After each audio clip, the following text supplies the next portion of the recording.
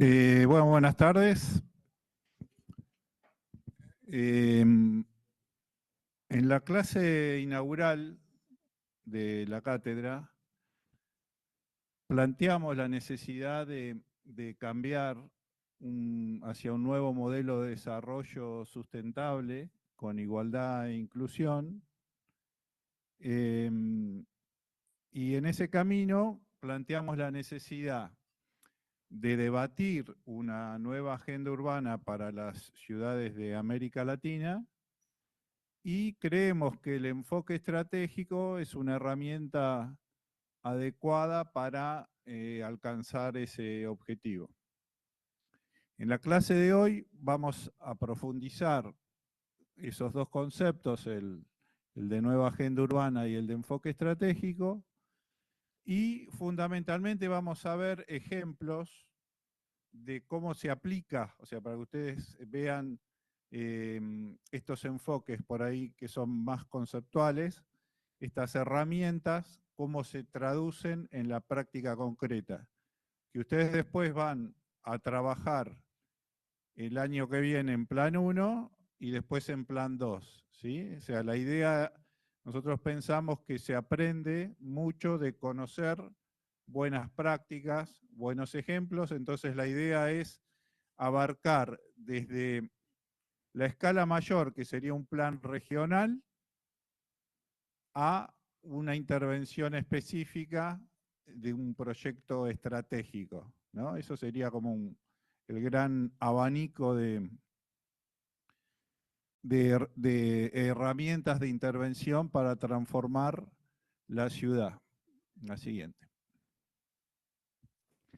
Esta es un poco la...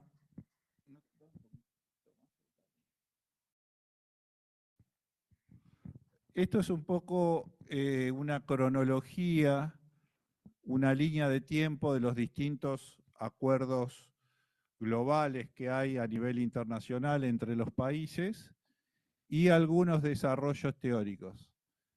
Vamos a empezar por la conferencia sobre ciudades y asentamientos humanos que se desarrolla cada 20 años en Naciones Unidas, que se denominan Hábitat, ¿no? El primer Hábitat 1 fue en Vancouver, Canadá. Ahí se debatió se vio la ciudad como problema, el problema de la urbanización, o sea, todos los problemas que generaba la urbanización, las grandes migraciones del campo a la ciudad y de las ciudades más pequeñas a las ciudades más grandes y las metrópolis. Y bueno, se pensaba en medidas para evitar esa migración y tratar de pensar en un desarrollo más equilibrado de la ciudad y se empezaba a pensar en la relación entre el urbanismo y el ambiente, ¿no? A los 20 años, en 1996, se desarrolla Hábitat 2 en Estambul.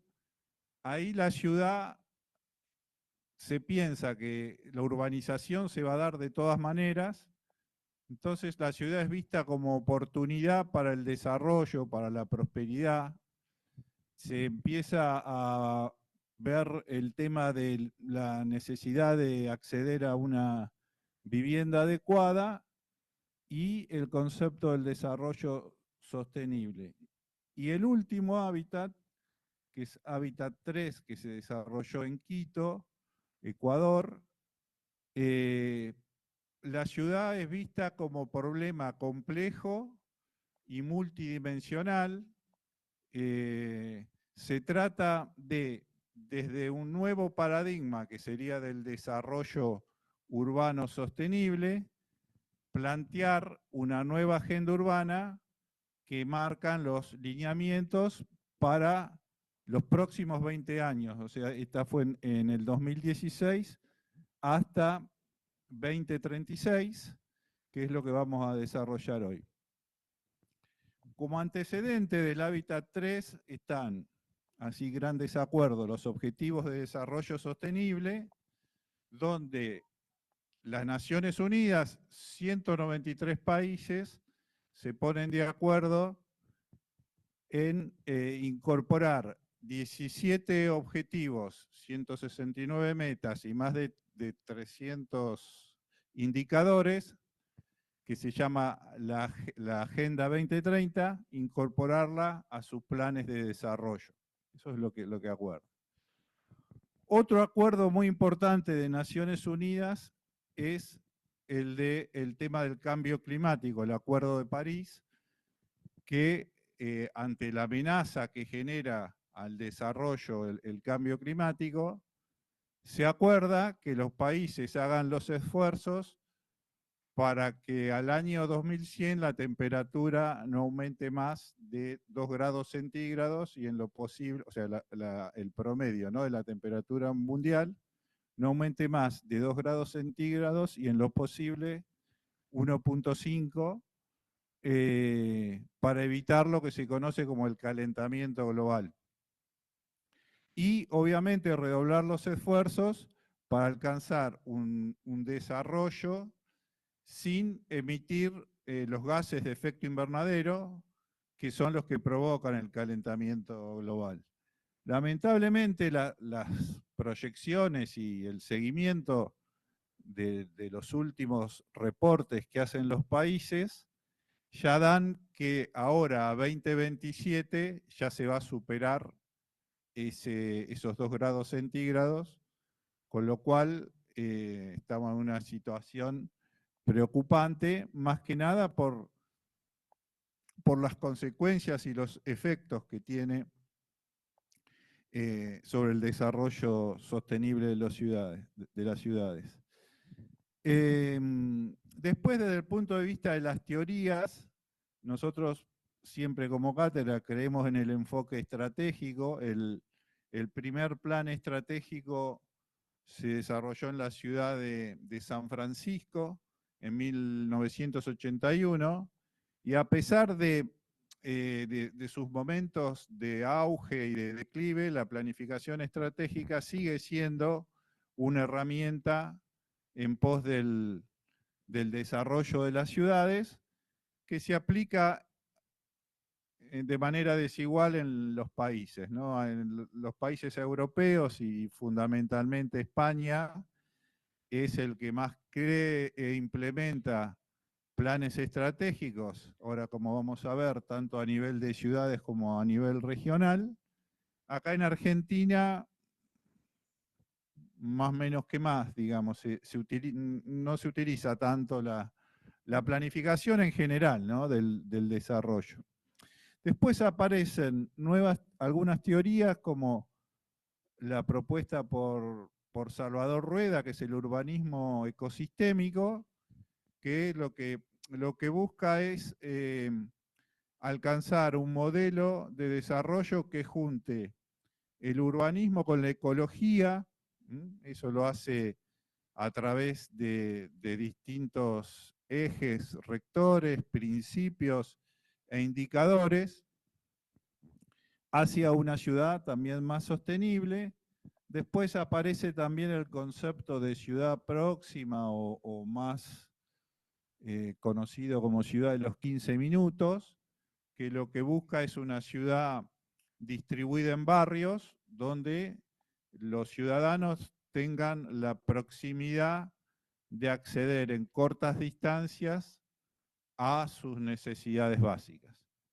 Bueno, un poco este es el panorama. Como ven, la discusión, el término desarrollo sostenible ya viene de hace muchas décadas atrás y todavía estamos en realidad en Latinoamérica en un proceso de construcción de qué quiere decir eso. Vamos a ver la nueva agenda urbana. Esta es, bueno, la carátula de la nueva agenda. Como les decía, es desde 2016. Y esto está en el prólogo para que ustedes entiendan qué significa la nueva agenda urbana. John Close escribe en el prólogo, dice, no existe una receta única para mejorar la urbanización y lograr el desarrollo urbano sostenible. Menos hacerlo universal, como si todas las ciudades fueran iguales, ¿no?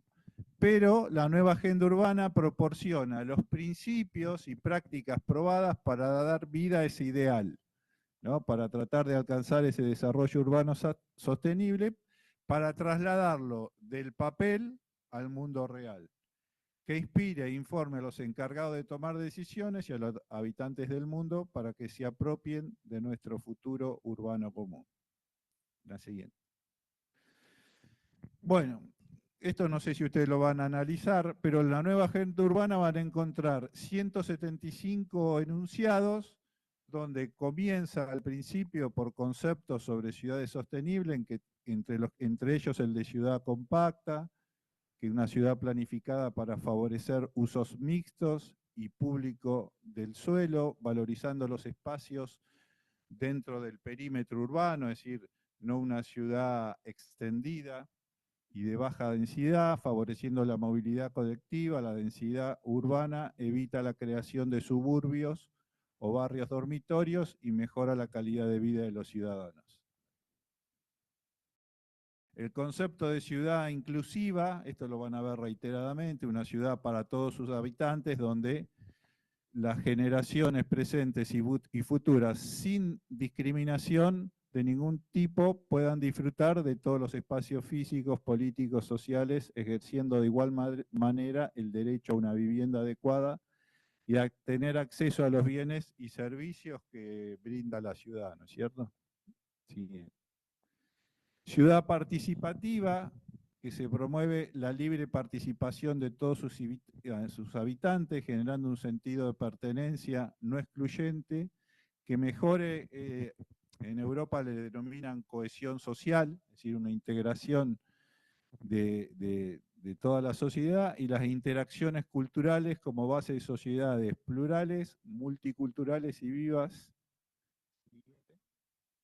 Ciudad resiliente, esto es lo que tiene que ver más con el cambio climático, capaz de resistir y de recuperarse rápidamente de los riesgos, fundamentalmente del cambio climático, humanos, sociales, medioambientales, minimizando el impacto y la vulnerabilidad de los ciudadanos. Ciudad segura, que no tiene fronteras para sus ciudadanos, donde los espacios públicos son la clave para construir comunidades plurales y pacíficas, evitando la estigmatización de grupos sociales. Y finalmente, el concepto de ciudad sostenible que planifica su futuro. Esto es como la base medioambiental, social y económica. Es decir, hay un concepto del desarrollo integral, o sea, no es el desarrollo solo una cuestión urbana, sino que es un tema medioambiental, social y económico, a través de soluciones innovadoras que a la vez generen prosperidad, es decir, progreso, desarrollo y respete los recursos naturales. Y después, básicamente, se desarrolla o profundiza como 4 grandes paquetes: la inclusión social y la erradicación de la pobreza, la prosperidad urbana sostenible, inclusiva y oportunidades para todos, más que nada desde el punto de vista económico, el desarrollo urbano resiliente y ambientalmente sostenible desde el punto de vista ambiental, y la estructura de gobernanza urbana, que es, bueno, ¿cómo hago para aplicar, para instrumentar esta noción de la nueva agenda urbana? La siguiente. Y después hay una herramienta que es interesante, que es una adaptación de la nueva agenda urbana, que es mundial, de todos los países, específicamente para América Latina. Este es un trabajo que hizo por encargo de las Naciones Unidas, la CEPAL y otros organismos, que es la nueva agenda urbana para América Latina y el Caribe, ¿no? Y bueno, propone un desarrollo urbano sostenible y aparece la noción de igualdad de derecho e inclusión. Recuerden que América Latina es como la región en desarrollo más desigual del mundo, entonces aparece fuertemente el concepto de ciudades inclusivas sin pobreza y desigualdad, economías urbanas sostenibles e inclusivas, sostenibilidad ambiental urbana y gobernanza efectiva y democrática. Estos 4 ejes son un poco lo que ustedes tienen que empezar a pensar e integrar a la noción de desarrollo sostenible, es decir, una noción de desarrollo que sea social, económico en términos de generar riqueza, ¿no? Y que esa riqueza después sea socialmente distribuida, la noción de sostenibilidad ambiental, de cuidar los recursos naturales y de estar, adaptarse a los cambios, al cambio climático, y la gobernanza efectiva y democrática es, bueno, es ver cómo todo eso se implementa en la práctica. Sí. Este es el principio 1, ciudades inclusivas, lo pasamos rápido. Ciudades libres de pobreza y desigualdad. Acá se ve en Buenos Aires claramente, ¿no? La desigualdad de lo que es el asentamiento creo que es del padre Mujica, y todo el fondo del centro de Buenos Aires. Libre de segregación y exclusión socioespacial, que garantice la igualdad de derechos, oportunidades y acceso seguro e inclusivo a la ciudad y a su tejido productivo, sin dejar a nadie atrás. Eso es un ideal, ¿no? Sí. El tema de las economías urbanas, procesos de urbanización bien gestionados que garanticen el acceso equitativo a las oportunidades y recursos para todos, la mejora en la productividad de las ciudades. No sé si recuerdan, yo les había dicho que las ciudades de América Latina generan mucho menos riqueza que todas las ciudades del mundo. Ese dato es un dato interesante. O sea, las ciudades a nivel mundial, si bien vive el 56% de la población es urbana, generan el 80% del PBI. En nuestra región, en América Latina, donde vive el 80% de la población urbana, genera el 65% de la riqueza. O sea, vive más gente en las ciudades en América Latina y generamos menos riqueza, con lo cual hay menos también para distribuir. Ese que es un problema estructural, es uno de los desafíos, por qué las ciudades en Latinoamérica generan menos productividad que el promedio a nivel mundial, ¿no? Y cómo contribuyen positivamente a las economías urbanas al desarrollo nacional. Sí. Todo el tema ambiental, proceso de planificación y construcción de una ciudadanía que impulse la protección y el uso eficiente y sostenible de los recursos naturales, de los ecosistemas y sus servicios ambientales, fomentando la resiliencia frente al cambio climático y los desastres. Eso quiere decir, el concepto de resiliencia, que las ciudades tengan la capacidad de absorber los impactos negativos del cambio climático, como puede ser una inundación, una sequía, y tenga la capacidad de recuperar las capacidades que tenía antes de esos efectos negativos, ¿no? Y la gobernanza efectiva y democrática son procesos de tomas de decisiones y políticas inclusivas, transparentes, capaces de responder a los desafíos que enfrenta el territorio y que garanticen el cumplimiento de derechos de todos y todas en la ciudad. Sí. Esto lo vimos en la clase inaugural también, en nuestra visión conceptual también coincidimos con este autor que se llama Abramo en la necesidad de definir una nueva agenda urbana, y él plantea el concepto de una ciudad de derechos, ¿no? En vez de, él plantea la producción de una ciudad de derechos en vez del eslogan que hay de derecho a la ciudad, sino el concepto de producir una ciudad de derechos como una actitud un poco más activa, o sea, dejar de que sea solo declamativo el derecho a la ciudad para pasar a producir una ciudad de derechos, y además plantea esta necesidad de generar un pacto urbano según los principios de distribución de la riqueza, justicia urbana y participación democrática, es decir, la desigualdad sociourbana se va a solucionar en el medida en que haya una distribución equitativa de la riqueza que se genera en las ciudades, ¿sí? O sea, excede obviamente las cuestiones físicas. Después planteamos la necesidad de construir un proyecto colectivo de ciudad en pos de desarrollo urbano territorial, o sea, cada ciudad tiene que tener su proyecto de desarrollo, su plan de desarrollo para alcanzar ese objetivo de desarrollo sostenible. Eso se hace con debate, coproducción y decisión ciudadana. Fortalecer el rol del Estado, o sea, comprometer más el rol del Estado en la producción de las ciudades. Promover políticas activas de crecimiento urbano y suelo urbanizado, dado que el crecimiento urbano es uno de los temas críticos de las ciudades que determinan después la desigualdad sociourbana.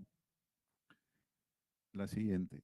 Debatir la manzana como genoma urbano, es decir, la manzana como comunidad que se repite, pensar esa relación entre lo público y lo privado, la unidad formal, o sea, si es homogénea, no es homogénea, si en determinados lugares tiene que haber más altura, menos altura, si tiene que haber más densidad, menos densidad, y promover usos mixtos. Siguiente. Revertir esta dinámica de la producción de la ciudad informal que genera el mercado de suelo, como hablamos, como decíamos que el acceso al suelo de la vivienda es un problema crítico, determina esa dicotomía en las ciudades de América Latina de una ciudad formal en la que acceden los ciudadanos de mayor poder adquisitivo y una ciudad informal de los que no pueden acceder a las oportunidades urbanas y viven en las ciudades más, en los lugares más degradados de la ciudad. Implementar una política integral de vivienda adecuada y asequible, asequible en el sentido de que el salario les permita acceder a la vivienda, promover planes de espacio público y paisaje urbano de calidad. Después vamos a ver el concepto de supermanzanas en otra ciudad. Este es el caso del ensanche de Barcelona, no sé si lo vieron, de Cerdá. Bueno, cómo se recupera el espacio público para los ciudadanos y no para el vehículo, ¿no? Impulsar un nuevo paradigma de movilidad que asegure acceder a oportunidades, la siguiente. O sea, en movilidad, hoy lo que se tiende es a que haya un mayor reparto modal, ¿sí? O sea, los modos de transporte que sean diversos y tender hacia los modos más limpios y que usen menos espacio. Más limpios quiere decir que generen menos emisiones de gases de efecto invernadero. Todo lo que es a combustible fósil, ¿no? Gasoil, nafta, etcétera, son los que generan mayores emisiones, que son los que producen el calentamiento global. Por eso, bueno, aparece el peatón, la bicicleta, los autos eléctricos, pero también es importante el tema de qué proporción de espacio ocupan. O sea, si uno cambiaría la cantidad de autos actuales, los convertiría a eléctricos, generaría menos emisiones, pero seguiría ocupando mucho espacio, ¿no? Entonces ahí el transporte público es donde empieza a cumplir un rol importante. O sea, los medios públicos a energías renovables ocupan menos espacio, entonces se tiende a esta nueva pirámide que se llama la movilidad sostenible, que prioriza al peatón, a la bicicleta y a los transportes públicos que emitan pocas emisiones, es decir, los híbridos, la electromovilidad, etc. La siguiente. Incorporar la acción ambiental, ecológica y climática, fomentando la resiliencia frente al cambio climático. Vamos a ver varios ejemplos de eso. Y pensar nuevas formas de gobernanza y modelos de gestión que incorpore la perspectiva de género. La siguiente. Y esto sería un poco un modelo de gestión que tenga un marco estratégico de actuación, es decir, pensar el desarrollo de una ciudad, hacia dónde uno quiere ir, la visión, el modelo, las estrategias, los objetivos, y para alcanzar esos objetivos hay instrumentos de acción directa que son los planes, que hoy vamos a ver algunos, planes estratégicos de desarrollo, hay planes urbanos territoriales, hay planes sectoriales, Después hay instrumentos de acción indirecta, que es la normativa, las normas, la siguiente. Después, muy importante, instrumentos de gestión urbana, tanto para acceder al suelo como para el acceso a la vivienda, e incorporar instrumentos de gestión ambiental, ecológica y climática, ¿no? Como son los planes de acción climática, plan ecoambiental. Todo esto en Europa, sobre todo, se desarrolla mucho más o lo tienen como más internalizado a los procesos de planificación, o sea, esos modelos que integran lo urbano con la ecología y con la acción climática está como mucho más incorporado que en nuestro. Bueno, vamos al tema del enfoque estratégico. No hay un único enfoque de la planificación estratégica, hay distintos. Hay uno que se llama la planificación estratégica situacional de Carlos Matus, que fue un especialista en planificación estratégica. Él lo planteaba para las organizaciones públicas y que integraba todas las dimensiones de la realidad, sobre todo la cuestión política técnica, porque él pensaba que sí pensaba porque falleció, que la planificación estratégica se inserta en lo que él llamaba el juego social, es decir, un espacio de conflicto de intereses, ¿no? De entre los sectores económicos, y que era, bueno, muy importante dejar en claro desde qué lugar se desarrollaban los planes. Se concibe la planificación como una herramienta para pensar y crear futuro. Aporta la visión de largo plazo que da soporte a las decisiones de cada día.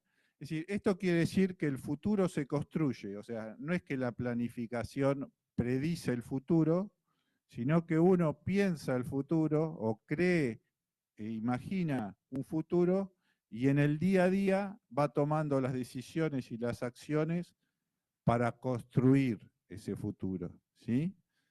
Y después un tema muy importante también es que integra planificación y acción, es decir, él decía que la planificación es el cálculo que precede y preside la acción, o sea, no hay que primero pensar en planificar y después cómo se gestiona, sino pensar un poco todo junto, planificación y acción y gestión, cómo se desarrolla. Después la CEPAL plantea la planificación estratégica territorial, que la entiende como un acto político situado en el territorio, es decir, da mucha importancia al lugar en donde se desarrolla, determina de alguna manera la planificación y la considera como la herramienta adecuada para hacer las profundas transformaciones sociales. Los desafíos de la planificación, la multiescalaridad. Esto quiere decir la relación entre los distintos niveles de gobierno, entre el nivel local, el provincial y el nacional. Intersectorialidad, es decir, dejar de pensar sectorialmente el desarrollo en sector social, sector económico, sector urbano, sector ambiental, sino tener una visión integral del desarrollo. La multitemporalidad es el desafío de pensar el corto plazo, pero al mismo tiempo el mediano y el largo, es decir, pensar el largo plazo, pero también las cuestiones que son urgentes de cómo se construye ese largo plazo, y fundamentalmente un proceso multiactoral, donde intervienen distintos actores, donde se plantea el desafío de consensuar las estrategias para el desarrollo. Y finalmente la planificación estratégica urbana, que bueno, el CIDEU es uno de los centros iberoamericanos de desarrollo estratégico urbano, que pone el acento en la planificación estratégica de ciudades, que ahora lo vamos a ver, que plantea una relación dialéctrica entre pensamiento, plan y proyecto estratégico. Después vamos a ver qué quiere decir estas tres cosas, y que requiere la concurrencia multiactoral, multinivel, intersectorial y territorial. Siguiente. Vamos a una definición conceptual de qué quiere decir la planificación estratégica urbana. Este es Fernández Güell, que es un teórico, ¿no? Dice, es un proceso participativo, o sea, participan todos los actores sociales, que sientan las bases de una actuación integrada y a largo plazo, otra vez esa noción de desarrollo integral, que define el modelo futuro de desarrollo, formula las estrategias para alcanzar ese modelo y las acciones, y establece un sistema de toma de decisiones involucrando a todos los actores sociales. ¿Sí? Son muchas palabras, pero básicamente es eso. Es una actuación integrada a largo plazo, participativa, define el modelo, cuál es el modelo futuro al que quiere llegar, formula las estrategias, las trayectorias, el camino para alcanzar ese modelo y un sistema continuo de toma de decisiones para alcanzarlo. La siguiente. Otra definición del CIDEU es un método que implica una actitud permanente de análisis actual y prospectivo, es decir, siempre hay que mirar hacia adelante para ver cuáles son los cambios que vienen, que hay que incorporar. Por eso dice respuesta y adaptación, una reflexión estratégica, es decir, tener esa visión de largo plazo, ese horizonte, es decir, a dónde queremos llegar, y una planificación, es decir, una ruta de acción, cómo hago para llegar a ese objetivo, y eso se logra con proyectos estratégicos y con gestión. ¿Sí? Siguiente. Estas son las diferencias básicamente entre planificación tradicional y planificación estratégica urbana. Predomina en la planificación estratégica el proceso, o sea, no el producto. Es un enfoque integrado, como decíamos, y coordinado. Las propuestas son indicativas, es decir, se logran por consenso y por colaboración entre actores, está orientada a las necesidades y demandas, supera los límites administrativos, o sea, hoy se piensa más en metrópolis, no solo en lo local, como vamos a ver en el caso de Barcelona, y hay participación en todo el proceso. Bueno, hay una cierta evolución. Este concepto es interesante de Peter Drucker. La planificación no es pensar en decisiones futuras, sino en el futuro de las decisiones presentes. ¿Esto qué quiere decir? Que yo ese futuro lo tengo que construir con las decisiones del presente. ¿Está bien? O sea, el futuro deseable se construye en el día a día.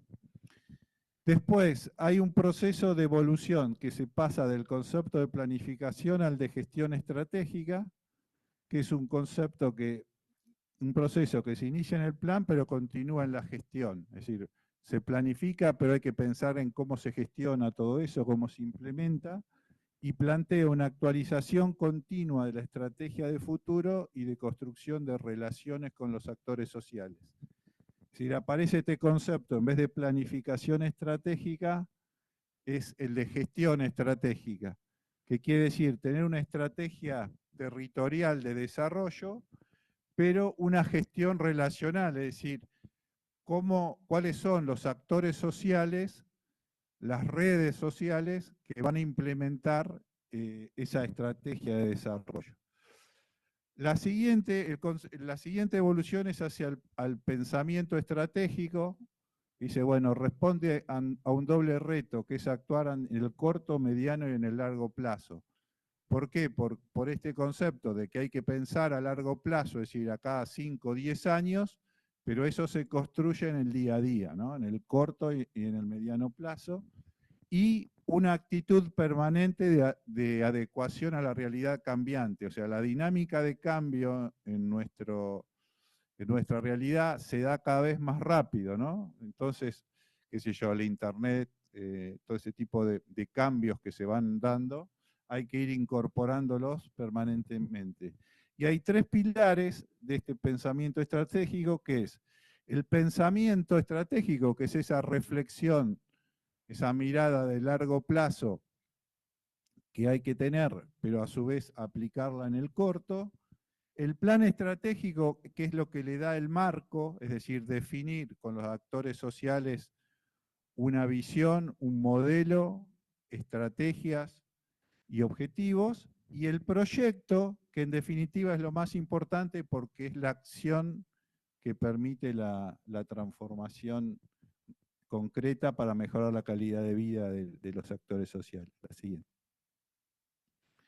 Y es muy importante la concurrencia multiactoral, es decir, entre la iniciativa pública, privada y comunitaria, los actores económicos, los actores públicos gubernamentales y los actores sociales comunitarios, multinivel entre los distintos gobiernos locales, provinciales y nacionales, intersectorial y multidisciplinar, esa mirada holística, digamos, de integración de temáticas que hacen al desarrollo, y territorial, que sería con las ciudades del entorno, no solo pensar en el desarrollo local, sino también en el desarrollo regional.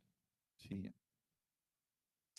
Bueno, este es un proceso metodológico base que planteaba Fernández Well, que es básicamente una fase de iniciación que es más de tipo organizativa para preparar todo el proceso. Después hay toda una fase de diagnóstico se hace un análisis del entorno y de la ciudad, una caracterización de los modelos de desarrollo, se hace una síntesis de ese análisis en una de las herramientas, se llama matriz FODA, por ejemplo, y después se formula la visión estratégica, es decir, tener una visión y un modelo de desarrollo, y el desarrollo de las estrategias, que sería materializar en programas y proyectos para alcanzar esa visión y ese modelo, y después la implementación, y hay siempre una noción de revisión permanente, ¿no? En realidad las revisiones hasta pueden ser parte de todo el proceso, porque es un proceso continuo de gestión, porque hay que gestionarlo, coordinación, participación y comunicación. Sí. Bueno, y ahora vamos a ver lo más rápido posible, para que no se aburran, distintas escalas. Vamos a ver primero la escala regional, o sea, lo máximo que podríamos hacer con estas herramientas sería hacer un plan regional. Yo les voy a mostrar el caso de Barcelona, que es interesante, la cronología, cómo fue utilizando la herramienta de la planificación estratégica. Primero, en 1990, se hizo el primer plan estratégico. España estaba entrando en la Comunidad Económica Europea, ahí se creó la oficina del plan, estaban los Juegos Olímpicos, que sirvió como disparador para armar el plan estratégico. Se creó ya una asociación del plan estratégico con actores sociales, y Barcelona pensó su plan estratégico, hizo un segundo plan y un tercer plan. Después ya pasó a principios de siglo a la visión metropolitana, es decir, ya empezaron a decir, bueno, nosotros en realidad conformamos una metrópoli, ¿no? Entonces tenemos el desafío de pensar el plan para toda la metrópoli de Barcelona, hasta 2022, donde empezaron a pensar ya en la región metropolitana, la siguiente. Esto quiere decir esto, o sea, primero se pensó el plan solo para Barcelona, 1.600.000 habitantes, un municipio. Después se pensó en el plan de todo el área metropolitana, donde ya son 36 municipios y 3 millones de habitantes, y ahora se está trabajando en la región metropolitana de Barcelona, como podría ser en nuestro país la región metropolitana de Buenos Aires, pero en este caso es conformada por 160 municipios. Ahora vamos a ver este ejemplo. Bueno, siempre todo plan se basa en esto que siempre les vengo insistiendo, que es en tener principios, o sea, desde dónde, desde qué valores, desde qué principios se aborda el proceso de Barcelona. Bueno, uno en este caso es pensar en la región de los 5 millones, o sea, ese salto de escala de la ciudad a la región. El tema de las desigualdades es un tema que aunque es Europa, también aparece una cuestión de desigualdad y segregación sociourbana. La quíntuple hélice quiere decir integrar la administración pública con la academia, la investigación, con el sector privado, con la ciudadanía y con los medios de comunicación. O sea, ya aparecen los medios de comunicación como un actor importantísimo que puede cumplir un rol muy importante como aliado para para el desarrollo metropolitano, tener una actitud proactiva y un trabajo colaborativo e inclusivo. Siguiente. Que sea una metrópoli resiliente, esto lo charlamos desde el punto de vista de la acción fundamentalmente climática, que sea una metrópoli cohesionada desde el punto de vista social, próspera desde el punto de vista del crecimiento y el desarrollo económico, inteligente, multinivel, es decir, que articule los distintos niveles de gobierno y una metrópoli abierta al mundo. Todos estos son conceptos desde donde ellos abordan este proceso de plan regional metropolitano. Y culmina, bueno, en cuál es la visión, o sea, qué es lo que quieren alcanzar, una región líder en el desarrollo de una nueva generación de políticas urbanas de transformación de la economía, el espacio y el metabolismo de la metrópoli, con el fin de generar prosperidad compartida en todos los barrios, pueblos y ciudades de la región, mediante la movilización de alianzas entre actores y el uso del conocimiento y el trabajo en red a escala local y global. Trabajo en red. Perdón. Y estos son como también grandes conceptos, ¿no? La preocupación de conexión de Barcelona, de la región con el mundo, ¿sí? La importancia de la gobernanza y el gobierno multinivel, es decir la complejidad de gestionar 160 municipios, o sea, toda la cuestión de la articulación entre los distintos niveles de gobierno, la importancia del conocimiento, la educación y la cultura, y la cohesión, la resiliencia y la prosperidad. Estas son como temáticas que hacen al desarrollo. Y la siguiente. Para alcanzar eso plantean 8 misiones, que es una economía innovadora e inclusiva, impulsar la transferencia tecnológica para mejorar la posición internacional como región innovadora. Como ven, o sea, acá hay una preocupación, por ejemplo, en qué modelo económico se va a desarrollar esta región. Y siempre plantean el objetivo y el indicador. El tejido económico de la región dedicará como mínimo un 1,2% del PBI a gasto privado en investigación y desarrollo. ¿Sí? La siguiente. Niveles de renta suficientes, o sea, el tema del salario, asegurar que el trabajo permita sostener una vida en condiciones dignas. La siguiente. Toda la cuestión ambiental climática, mitigar los efectos del cambio climático y asegurar un hábitat saludable sobre la base de una transición justa en el modelo energético, o sea, todo el tema de la energía que es muy importante, y la gestión sostenible de los recursos. La movilidad sostenible, mejorar la conectividad y la eficiencia de los desplazamientos con una reducción de la movilidad no sostenible, que es la basada en combustibles fósiles. La alimentación sostenible, garantizar el acceso a una alimentación más saludable para todas las personas y en todas partes. Cohesión territorial, reducir la vulnerabilidad urbana y las desigualdades que hay entre barrios. La siguiente. La vivienda adecuada, hacer una vivienda asequible, eficiente y confortable como fundamento del derecho a la ciudad.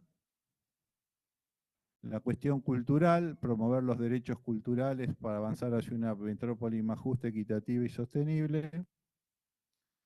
Y después, bueno, como todo plan, esto no se los voy a leer, pero termina en 40 medidas concretas, estratégicas. ¿Cuáles son aquellas medidas estratégicas? Las que tienen mayor cantidad y capacidad de producir esa transformación que están proponiendo. Bueno, esto después lo pueden leer en los distintos ejes temáticos, esas misiones. Bueno, hay distintas acciones. ¿Sí? Ahí están las 40. Ahora vamos, yo les comentaba la teoría de la ciudad próxima. Bueno, Barcelona pasó de la Barcelona industrial de 1840, después atravesó todo el tema del plan de Cerdá, donde Cerdá creó la teoría de la urbanización. Ahí se empieza a hablar ya del tema ecología y urbanismo para pensarlos integradamente. Después se empieza a pensar a partir de la Barcelona en los Juegos Olímpicos la planificación estratégica del desarrollo y se encuentra con este desafío de una ciudad desbordada de una región, la siguiente. Entonces, plantea en Barcelona que la ciudad pasó de ser la ciudad radial en la era industrial, es decir, una ciudad que tiene un fuerte núcleo y que se expande de manera concéntrica, a un concepto de ciudad policéntrica, es decir, una ciudad que evoluciona hacia tener distintos centros, y ahora lo que plantean, en este caso Barcelona, es una ciudad distribuida en barrios, es decir, tomar el barrio como la unidad habitable, ¿no? Que es un barrio que tiene más o menos un radio de 500 metros y unas 25.000 personas. Esto es importante para pensar el tema de la densidad cuando uno habla de ciudad próxima, ¿no? Y para poder desarrollar ese modelo se basaron en la localización de los mercados. Había 43 mercados, entonces hicieron todo un estudio para que pueda haber, pasar a la siguiente, esos equipamientos en toda la ciudad.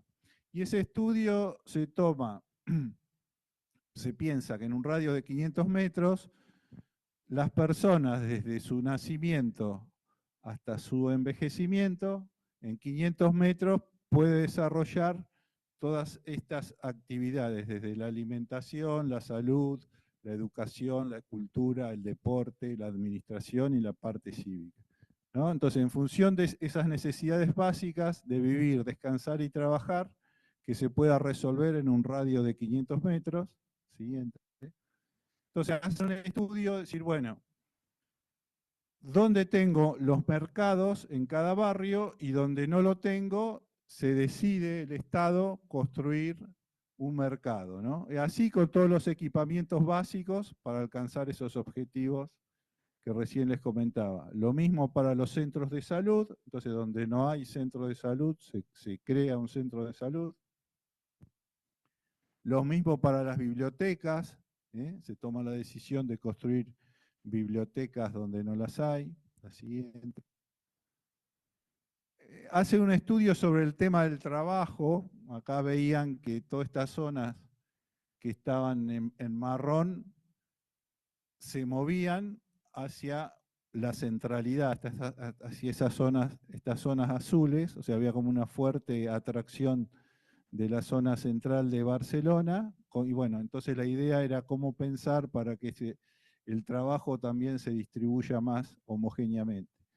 La importancia de la red de avenidas como conectoras y también una idea de corte espacial y cómo se distribuyen los distintos modos de transporte, eso lo vamos a ver ahora en otro trabajo. La importancia de la red digital, ¿no? En la era de Internet, bueno, Barcelona tiene una red de fibra óptica, que también abarca a todos los barrios. La importancia de la red de transporte como conector también de toda la ciudad.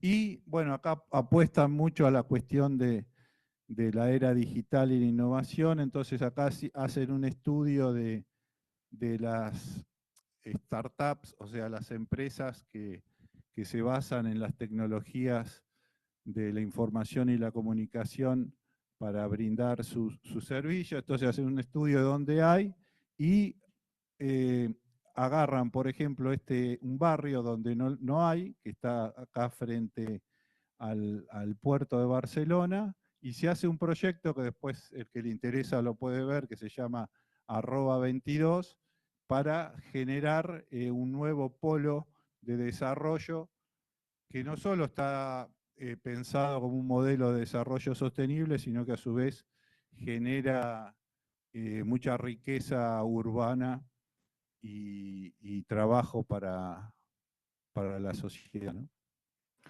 Entonces hay dos cuestiones acá en Barcelona que me parece interesante para pensar desde el punto de vista del urbanismo, que es pensar, en vez de una ciudad extendida y de baja densidad en una ciudad distribuida en barrios donde el tema del espacio público, la calidad del espacio público, es un tema muy importante. Estas son como dos preocupaciones que acompañan siempre a Barcelona. La siguiente. Después, ahora vamos a ver como planes específicos o sectoriales. Como veíamos, uno de los temas que les preocupa es la desigualdad. La siguiente, entonces hicieron un plan de barrios. ¿Sí? El plan de barrios lo que trata es de reducir las desigualdades entre los distintos barrios de Barcelona. Entonces lo que hacen es seleccionar cuáles son los barrios más vulnerables y ahí hacer planes específicos. La siguiente. Hicieron dos veces hicieron estos planes. 2017-2020 afectó a 16 barrios, hicieron 10 planes y después 21-2024 se incrementó a 15 planes para 23 barrios, impactando en 250.000 habitantes, 220.000 habitantes en la primera etapa y 337.000 habitantes en la siguiente. Y estos son los ámbitos de actuación, o sea, cuáles son los temas que abordan fundamentalmente: educación y salud pública, derechos sociales, el tema de equidad de género, la acción comunitaria para los sectores más vulnerables, el tema del empleo, el impulso socioeconómico, la economía social, el espacio público, la accesibilidad de vivienda y todo el tema ambiental y climático. La siguiente. Bueno, y después salen distintos proyectos sociales, en este caso, la educación entendida como motor de transformación social. La siguiente. Son varios proyectos, esto lo podemos pasar.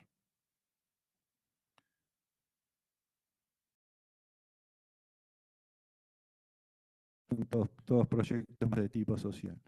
Ahora vamos a ver un caso que es interesante, que es más específico, por ahí más afín al urbanismo, que es el caso de Vitoria-Gasteiz, que es una ciudad de España que fue nominada como Capital Verde, ¿sí? Y una ciudad a escala humana basada básicamente en estos dos conceptos, que es el de movilidad sostenible y en la infraestructura verde urbana. Buscan esto que hoy veíamos teóricamente, un modelo de ciudad sostenible centrado en estos principios: consumo eficiente del suelo, cohesión social, biodiversidad urbana, máxima autosuficiencia de los flujos metabólicos, diversidad de usos y funciones, movilidad sostenible, espacio público de calidad y eficiencia del sistema urbano. Y básicamente utilizan dos instrumentos: un plan de movilidad y espacio público, ¿sí? Esto es específico a lo nuestro, digamos. Trata de gestionar adecuadamente las necesidades y los modos de movilidad para reducir el impacto asociado al tráfico viario, o sea, al tráfico generado por los autos privados a combustible, y aumentar el espacio para las personas. Y la estrategia de infraestructura verde persigue naturalizar la ciudad, aumentar los servicios ecosistémicos de los espacios verdes, acercando la naturaleza a la ciudadanía y mejorando las condiciones de habitabilidad urbana. Vamos a ver un poco qué quiere decir. El plan de movilidad y espacio público, los objetivos: revertir la tendencia del reparto modal, reduciendo el uso del automóvil privado a favor de los modos de movilidad sostenible, que son el del peatón, la bicicleta y el transporte público, y de traer espacio al coche para incrementar el espacio destinado a las personas. Así es. Una de las herramientas que utilizan es la supermanzana, que este es un concepto de Salvador Rueda. Digamos, las supermanzanas es, esta sería la manzana convencional, ¿no? Donde las vías atraviesan las manzanas, los autos circulan por cada una de las calles, y el concepto de supermanzana: pasa el auto cada 3 manzanas y esto pasa a ser como un espacio más de uso público, donde solo entran los residentes, las ambulancias y a su vez entra haciendo un bucle, o sea, no es pasante, ¿sí? Entonces, fíjense, lo que logra es, acá hay en la manzana tradicional 31% del espacio dedicado al peatón y 70% dedicado al automóvil, y en las supermanzanas se invierte eso, ¿no? Hay 29 dedicado al automóvil y 71% se recupera para los peatones, ¿no? ¿Se acuerdan esa foto que se veía gente jugando en Barcelona? Bueno, este es el mismo modelo en Vitoria-Gasteiz. Estas son las supermanzanas que están en las áreas centrales, y estas en azul son las que están en la periferia de la ciudad.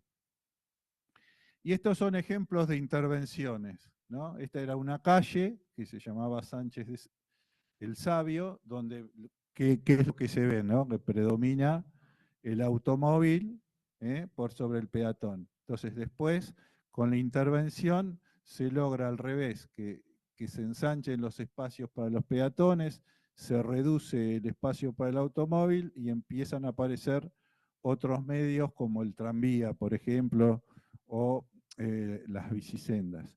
Con esto que logran que la superficie peatonal se incrementó en un 64%, se reducen los niveles de ruido en un 8%, las emisiones de gases contaminantes se reducen en un 40%, y el uso de un coche se redujo en un 63%, ¿no? Eso es un instrumento para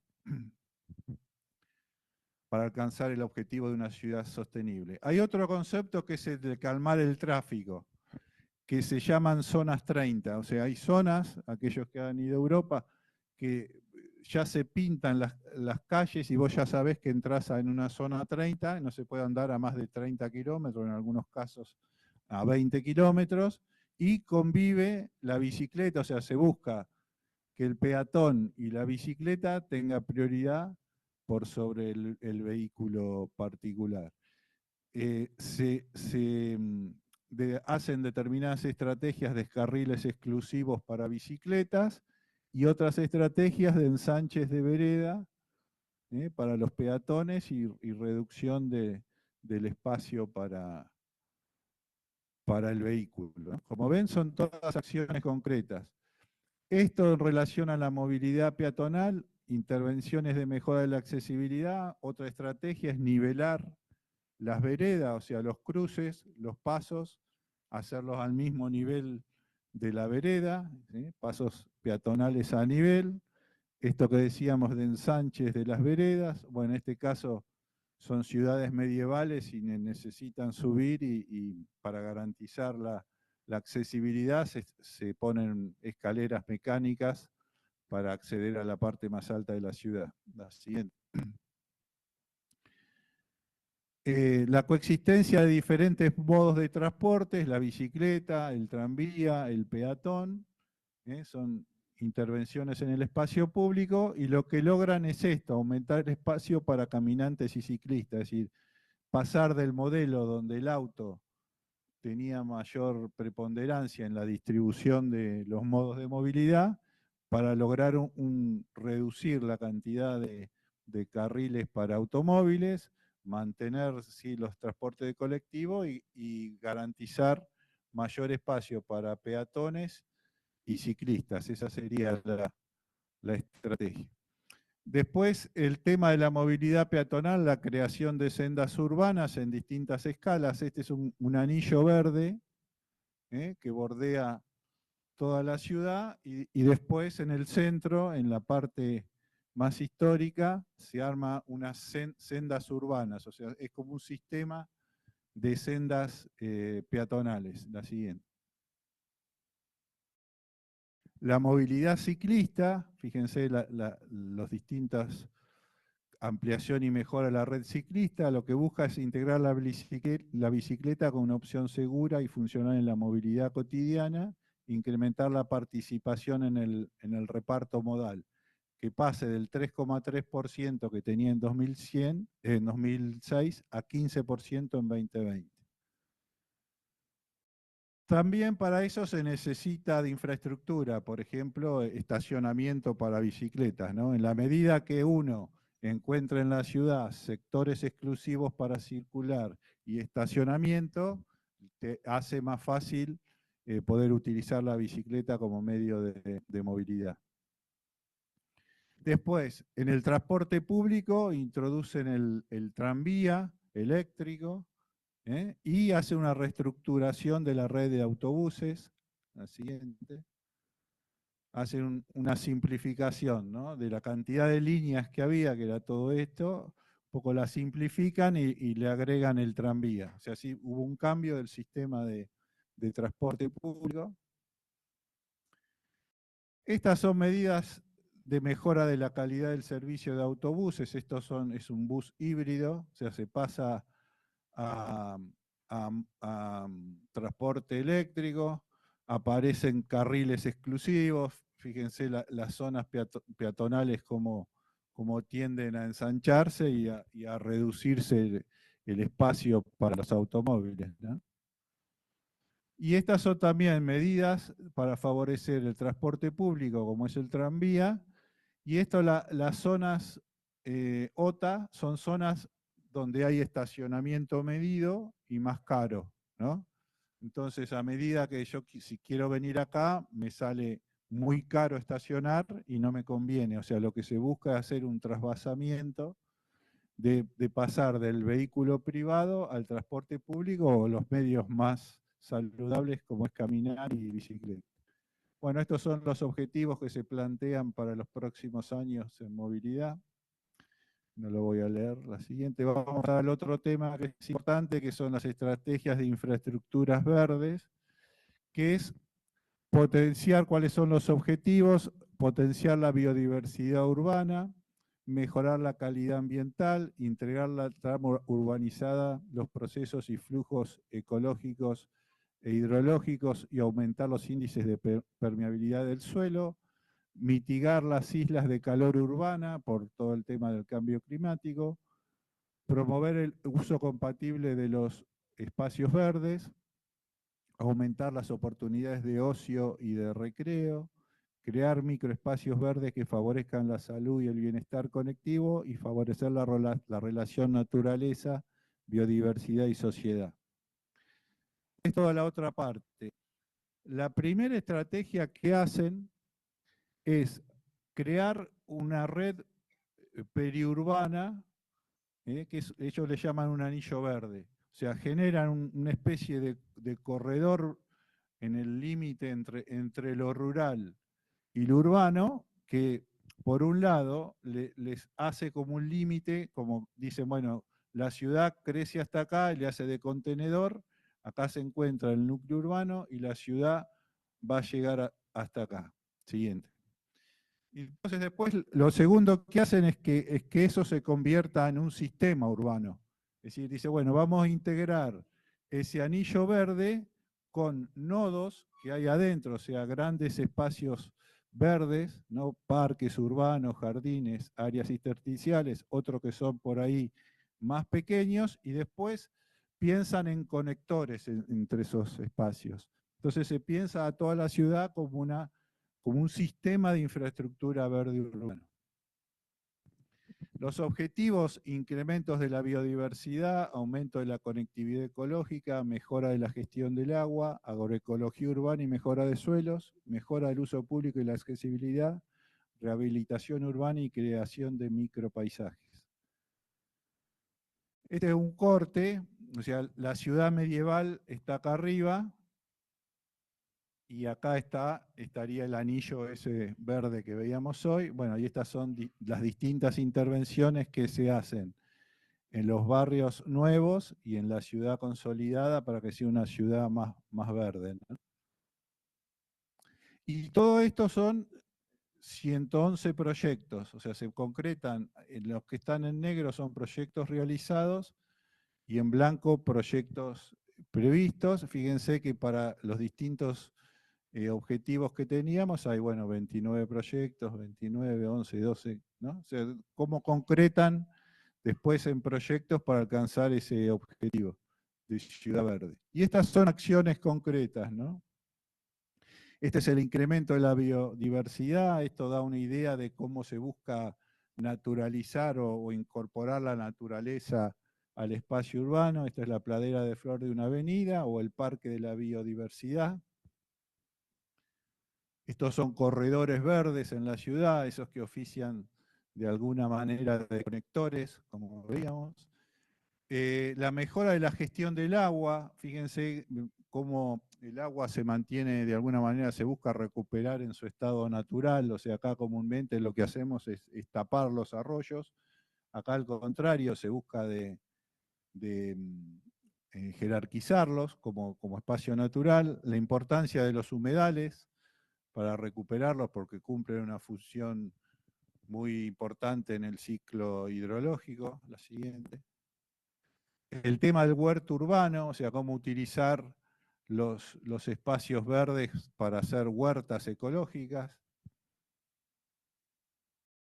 paseos e itinerarios verdes, del tema de las plazas arboladas para refrescar el ambiente. O sea, este verano último en España fue muy fuerte, de mucho calor, entonces, bueno, se buscan esos lugares donde haya lo que se llama islas de calor, donde se evite el calor sofocante y se generen sombras, ¿no?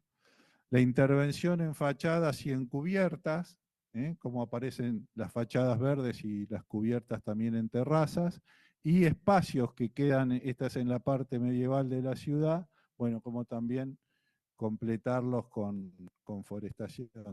Y después toda la cuestión cultural, es decir, cómo generar en los niños, en las escuelas, campaña de plantación de árboles, huertas escolares, cosa de que ya desde pequeño los chicos incorporen el tema de la naturaleza como un tema importante.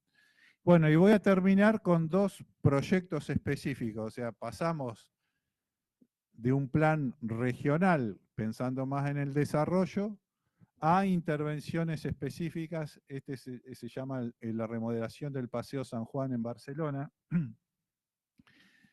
que esto es parte también de un plan del verde y la biodiversidad de Barcelona. Entonces, en general también se buscan hacer corredores verdes, pero desde el punto de vista de esto que veíamos viendo en Vitoria-Gasteiz, lo que se busca también es recuperar espacio para el peatón, armando estas especies de plazas continuas, y después se busca un ordenamiento, digamos, de lo que es el sistema de movilidad, con bicisendas al medio, bien seguras, bus solo por un carril y automóvil solo por estos.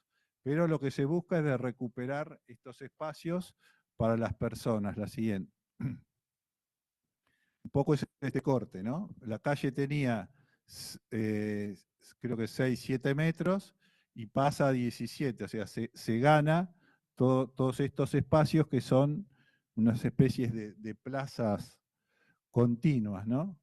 También se trabaja mucho el tema del arbolado con una doble hilera, o sea, estos plátanos eran los árboles existentes, se le agrega un árbol a cada lado y después se trabaja con forestación y como ven el suelo también es un suelo absorbente, ¿no? Permeable. Entonces lo que se logra son estos espacios, ¿no? Estos son los arbolitos nuevos, se crean estos microclimas así de forestación y lugares que es como una plaza continua, más los sectores para correr. Es decir, ese espacio que se le gana se recupera para el espacio público y se le gana al automóvil. Ese sería el objetivo.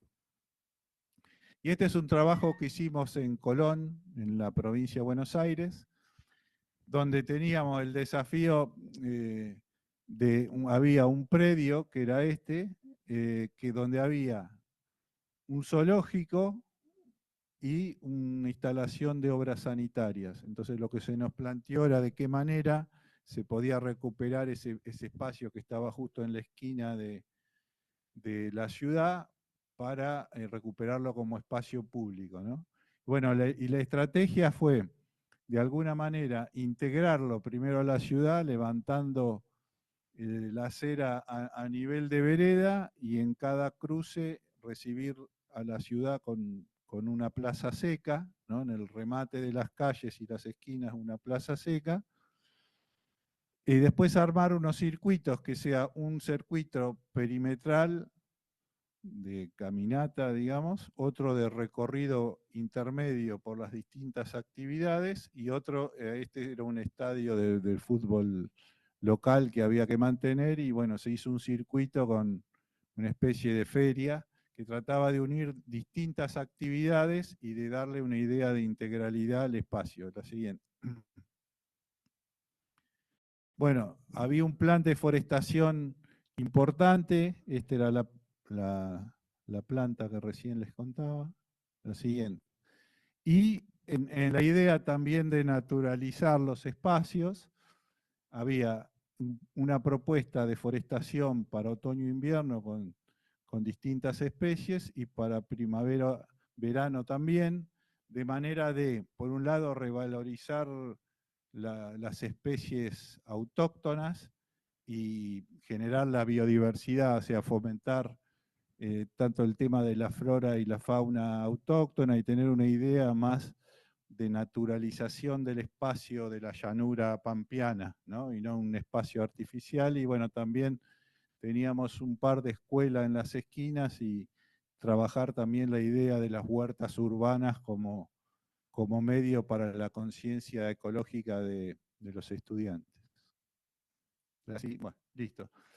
La idea sería, yo acá les doy como sugerencia para los docentes si quieren trabajar. Acá hay una bibliografía complementaria, el que quiere profundizar, que está básicamente la nueva agenda urbana, el plan de acción regional, que es la adaptación de la agenda urbana para América Latina y Caribe, nuestra propuesta teórica, que es un apunte donde dimos un poco nuestra visión de lo que sería debatir una nueva agenda urbana, y hay una cápsula sobre introducción al pensamiento estratégico. Este libro es probable que no lo encuentren porque es de Fernández Güell, pero es de planificación estratégica. La siguiente.